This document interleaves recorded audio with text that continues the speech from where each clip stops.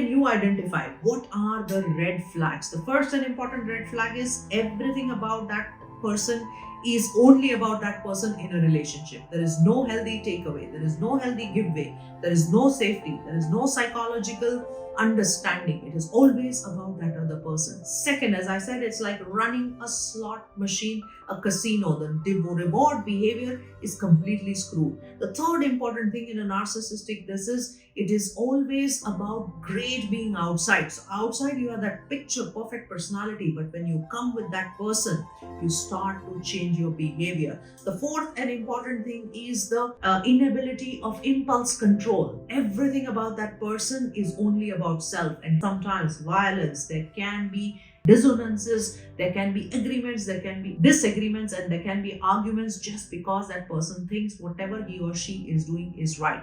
Fifth and the last important point is years have passed. You have tried to negotiate, you have tried to talk, you have tried to multiple times do the whole thing, but the person does not understand. So these are the people where the talking, where the comfort, where there is a negotiation, where there's dealing does not work at all. So if you have been living with an NPD now, please know that it is coming from the defect in the brain.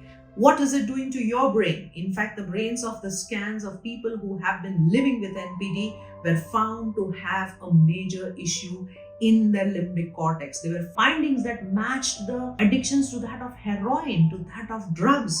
What was happening was the amygdala, which is your fight, flight, fear and threat center, was hypervigilant, was hyperactive, and it was constantly seeking the dopamine behavior. And this entire reward mechanism to some extent was exactly the same like a drug addict. So it is very, very difficult.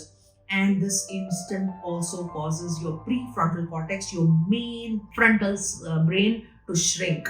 So you already get the prefrontal cortex, which is your deciding cortex, where you want to come out, you are out of that loop, you don't want to be abused by the person, but you can't. And the dopamine will continuously hit you. You will be craving in that relationship. There will be an extreme suffocation, but you can't do anything about it.